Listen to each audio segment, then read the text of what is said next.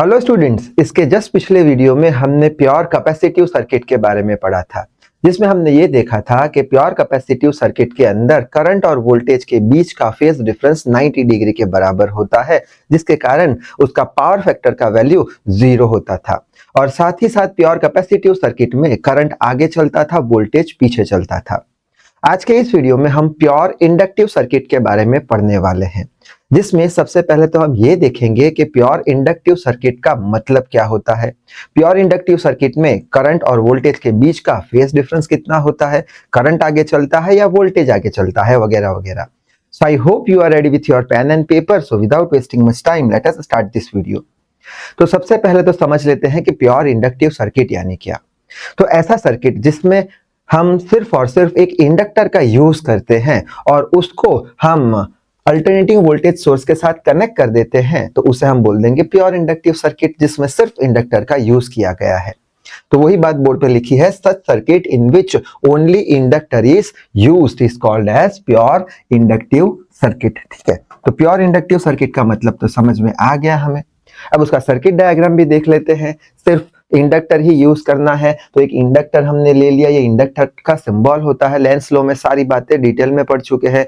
Inductor का inductance L के बराबर होता है। इंडक्टर क्या करता है, वेरिएबल करंट अगर हम फ्लो कराते हैं तो उसका अपोज करता है, और उसका पोटेंशियल होता है V is equal to minus L D I by D T. D I by D T यानी क्या, वेरिएबल करंट हम फ्लो करा रहे हैं, तो जिसके कारण उसका इंडक्टर अपोज करेगा। अपोज करेगा यानी यहाँ पे नेगेटिव साइन हम लगाते थे, अगर बेसिक वीडियो देखा हो तो।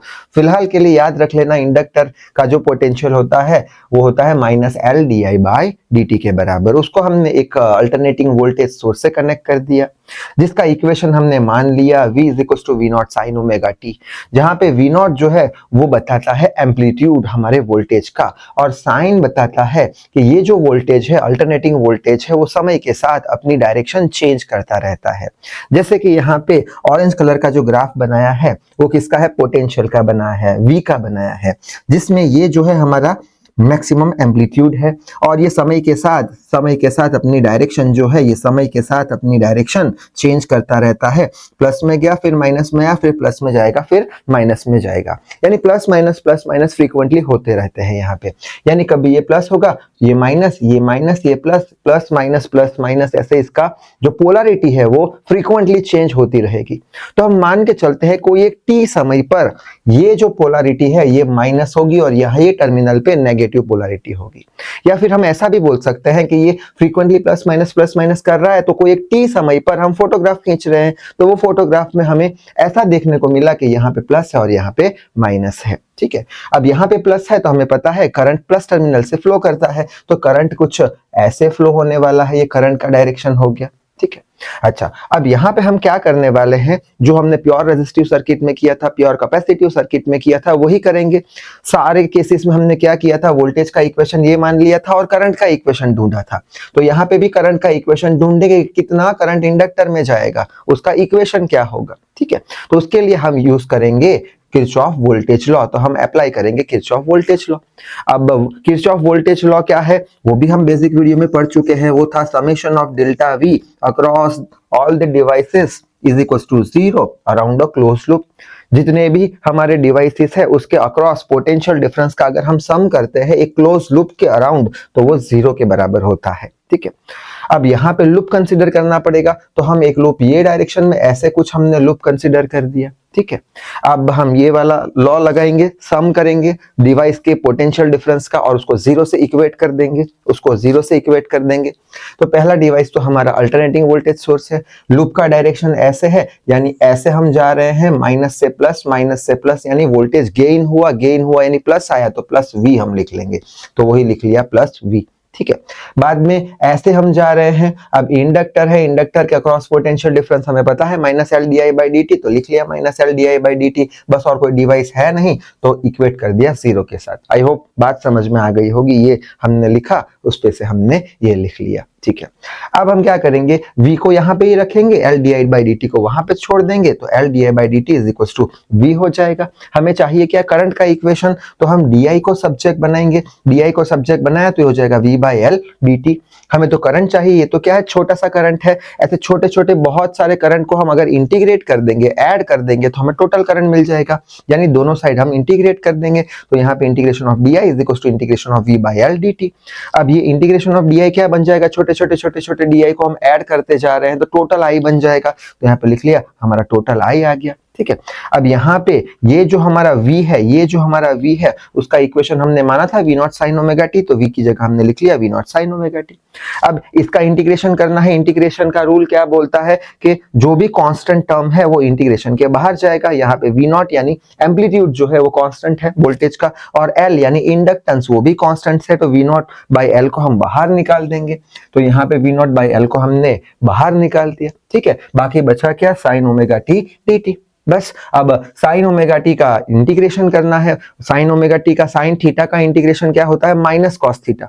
साइन थीटा, इसको हमने थीटा मान लिया, साइन थीटा का होता है माइनस कॉस थीटा यानी माइनस कॉस ओमेगा टी। बाद में हम क्या करते थे, जिसको थीटा मानते थे उसका वापस से डिफरेंशिएशन करते थे और उसको डिवाइड में डालते थे। ठीक है, यानी कि ओमेगा टी का हम डिफरेंशिएशन करेंगे तो कितना आएगा ओमेगा, उसको बाई डिवाइड बाई कर देंगे। डिफरेंशिएशन में ये रूल अलग होता था, डिफरेंशिएशन में जिसको थीटा मानते थे उसका डिफरेंशिएशन मल्टीप्लाई में करते थे। सारी बेसिक वीडियो में हम देख चुके हैं। ठीक है, तो सिंपली क्या करेंगे, साइन थीटा का माइनस कॉस थीटा, जिसको थीटा माना है उसका डिफरेंशिएशन करके उसको डिवाइड में रख दो, खत्म। ठीक है, ये माइनस साइन को हम बाहर ले जाएंगे तो माइनस वी नॉट, ये ओमेगा एल आ जाएगा, कॉस ओमेगा टी आ जाएगा। ठीक है, अब हम क्या करेंगे, ये वाला जो हमारा टर्म है, ये वाला जो हमारा टर्म है i is equal to minus V naught by omega L, इसको हम ओम्स लॉ के साथ कंपेयर करा देंगे। कैसे, तो ये रहा हमारा Ohm's law, v equal to I R, so i is equal to v by R. यहाँ पे i है, यहाँ पे भी i है, यहाँ पे v है, यहाँ पे v नॉट है। ठीक है, वोल्टेज है, यहाँ पे r है, तो ये भी कुछ कुछ r जैसा बिहेव करता है। ठीक है, ये क्या बताता है, ओमेगा एल हमारा जो इंडक्टर है उसका रेजिस्टेंस बताता है। ये जो ओमेगा एल है वो एक्चुअल में इंडक्टर का रेजिस्टेंस है, लेकिन उसको हम रेजिस्टेंस नहीं बोल सकते, उसको हम बोलते हैं इंडक्टिव रिएक्टेंस। उसको हम एक्सएल से रिप्रेजेंट करते हैं। एक्सएल क्या है हमारा, एक्सएल है हमारा ओमेगा एल। एक्सएल क्या बताता है, इंडक्टर का रेजिस्टेंस बताता है। यहाँ पे आर है, यहाँ पे भी आर है, इंडक्टर का रेजिस्टेंस बताता है, जिसे हम इंडक्टिव रिएक्टेंस बोलते हैं। यानी XL is equal to omega L. इसका मतलब क्या निकला, नीचे की साइड आर बन गई हमारी। यानी कि अगर वी नॉट बाई आर या अगर v बाई आर आई है तो v नॉट बाई आर क्या होगा, यानी एक्सएल क्या होगा हमारा, नॉट है तो आई नॉट कर देंगे। आई होप बात समझ में आ रही होगी। v बाई आर को i लिख सकते हैं तो v नॉट बाई आर, या एक्सएल को हम आई नॉट लिख सकते हैं तो आई नॉट कॉस ओमेगा टी। यानी कि यहाँ पे हमारे पास करंट का इक्वेशन आ चुका है, लेकिन ये करंट का इक्वेशन कॉस के टर्म में है और हमने वोल्टेज का इक्वेशन साइन के टर्म में माना था। तो अब हम क्या करेंगे, वोल्टेज का इक्वेशन साइन के टर्म में है तो करंट का इक्वेशन भी हम साइन के टर्म में कन्वर्ट करेंगे। कैसे कन्वर्ट करेंगे, तो ये रहा स्टेप साइन के टर्म में, minus I not sine pi by two minus omega T, ये हो गया कन्वर्ट। अब कैसे किया, बेसिक वीडियो में सारा डिटेल में देखा है, प्योर कैपेसिटिव में डिटेल में देखा था। यहाँ पे ऊपर ऊपर से देख लेते हैं। यहाँ पे क्या होगा, तो हम चेक करते हैं कि ये स्टेप से क्या ये स्टेप पे जा सकते हैं, तो बोलेंगे जा सकते हैं। कैसे, तो हमने ये देखा था कि पाई बाई टू जो होता है वो फंक्शन को चेंज करता है। यानी कि sine pi by two, sine pi by two आया, साइन का वो क्या कर देगा, फंक्शन चेंज यानी कॉस कर देगा, तो कॉस आ जाएगा। साइन पाई बाई टू निकल गया, साइन पाई बाई टू यानी कॉस, और साथ में क्या लगा दिया, ये बचा है ओमेगा टी, तो ओमेगा टी लगा दिया। आई होप बात समझ में आ गई होगी। पाई बाई टू साइन को चेंज करके कॉस बना देगा और ओमेगा टी वापस एंगल हम रख देंगे। आई होप ये क्लियर हो गया होगा। ठीक है, अब ये जो माइनस साइन है उसको अंदर दे देंगे। अंदर कैसे देंगे, ये minus minus plus omega t आ जाएगा और ये माइनस पाई बाई टू यहाँ पे आ जाएगा। साइन अंदर हमने दे दी है, यानी अब हमारे पास वोल्टेज का इक्वेशन तो हमने माना था और करंट का इक्वेशन भी आ गया, दोनों साइन के टर्म में है। अब यहां से हम बोल सकते हैं कि ये जो वोल्टेज है हमारा, वो वोल्टेज करंट से पाई बाई टू आगे चल रहा है, या फिर बोल सकते हैं करंट जो है माइनस पाई बाई टू है ना, माइनस पाई बाई टू का मतलब क्या निकलता है, करंट पीछे चल रहा है 90 degree pi by two angle किससे, वोल्टेज से, क्योंकि यहाँ पे प्लस जीरो होगा, यहाँ पे प्लस जीरो होगा। यानी कि यहाँ पे माइनस पाई बाई टू का मतलब क्या निकला, करंट पाई बाई टू पीछे, पीछे यानी माइनस 90 डिग्री पीछे चल रहा है वोल्टेज के इक्वेशन से। अब यही बात हम ग्राफ से भी समझ सकते हैं, जिसे फेजर डायग्राम बोलते हैं। ये रहा फेजर डायग्राम, यहाँ पे करंट बना दिया, यहाँ पे वोल्टेज बना दिया। देख सकते हैं ये जो वोल्टेज है वो 90 डिग्री आगे चल रहा है, या फिर ऐसे भी समझ सकते हैं ये हमारा जो वोल्टेज है ऐसे है और ये करंट ऐसे है, यानी वोल्टेज वापस से 90 डिग्री आगे चल रहा है। अभी करंट चलना शुरू किया है, वोल्टेज तो चल चुका है, करंट पीछे चल रहा है 90 डिग्री वोल्टेज से। वोल्टेज ऐसे चलेगा, करंट पीछे आ रहा है, ठीक है, करंट पीछे चल रहा है -π/2, यानी पीछे चल रहा है किससे? वोल्टेज से। अब क्वेश्चन आएगा करंट क्यों पीछे चल रहा है, तो अभी हमने पढ़ा कि इंडक्टर क्या करता है, करंट का अपोज करता है। वेरिएबल करंट देते हैं तो उसका अपोज करता है। करंट का अपोज किया यानी करंट कैसा हो गया? पीछे चलेगा वोल्टेज से। करंट क्या करेगा? करंट पीछे चलेगा वोल्टेज से, अपोज कर रहा है इंडक्टर इसलिए, ठीक है। अब अगर हम फेज डिफरेंस की बात करें करंट और वोल्टेज की, तो फेज डिफरेंस का फॉर्मूला क्या होता है? मॉड में phase of V minus phase of I।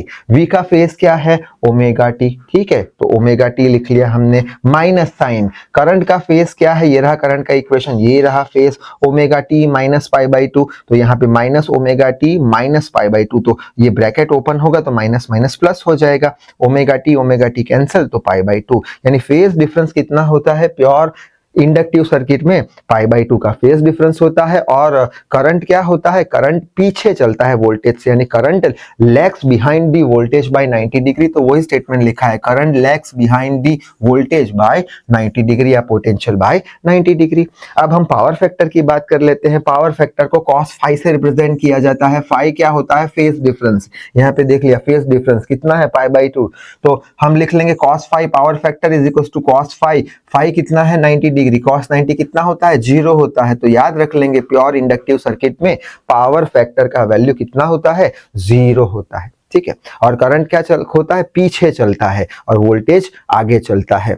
वही बात हम वेव फॉर्म से भी समझ सकते हैं। यहाँ पे ऑरेंज कलर का ग्राफ क्या बताता है? वोल्टेज, ठीक है, साइन ओमेगा टी। और करंट क्या बताता है? करंट का इक्वेशन क्या था हमारा? याद हो तो I0 sign omega T minus π/2 था। माइनस π/2 यानी इससे माइनस π/2 पीछे चल रहा है। यानी कि जब वोल्टेज हमारा 0 होगा तब करंट तो नेगेटिव होगा। जब वोल्टेज हमारा मैक्सिमम होगा तब करंट शुरुआत कर रहा होगा चलने की, यानी करंट 0 है और वोल्टेज तो चल चुका है, मैक्सिमम है, ठीक है। यानी कि यहाँ पे करंट जब नेगेटिव होगा तब वोल्टेज 0 होगा, ठीक है। यहाँ पे करंट ने चलने की शुरुआत की है, 0 है, लेकिन वोल्टेज तो चल चुका है मैक्सिमम एम्पलीट्यूड से, ठीक है। तो इतनी बात हमें समझ में आ गई। अब हम बात कर लेते हैं इंडक्टिव रिएक्टेंस की। इंडक्टिव रिएक्टेंस यानी XL, जिसे ओमेगा L से रिप्रेजेंट किया जाता है, जिसके अंदर ओमेगा यानी एंगुलर फ्रीक्वेंसी, इसका इक्वेशन क्या होता है? 2πf या 2π/t। यहाँ पे हम देख सकते हैं 2π कांस्टेंट है, इंडक्टेंस इंडक्टर का वो भी कांस्टेंट है, तो हम बोल देंगे XL is directly proportional to F। इसका मतलब क्या निकला? जैसे जैसे हम फ्रीक्वेंसी बढ़ाते जाएंगे XL का वैल्यू भी बढ़ता जाएगा। वही चीज ग्राफ से भी समझ सकते हैं। XL वर्सेस F का ग्राफ बनाया है। यहाँ पे अगर हम 1 2 3 4 5 ऐसे फ्रीक्वेंसी बढ़ाते जाएंगे तो ये XL भी 1 2 3 4 5 ऐसे बढ़ता जाएगा, ठीक है। और XL क्या है? एक तरीके का रेजिस्टेंस है इंडक्टर का, इसलिए इसका यूनिट भी होता है ओम, इंडक्टिव रिएक्टेंस का। तो इस वीडियो में बस इतना ही। आई होप आपके कंसेप्ट क्लियर हो चुके होंगे। तो तब तक के लिए read hard, work hard. Thank you very much.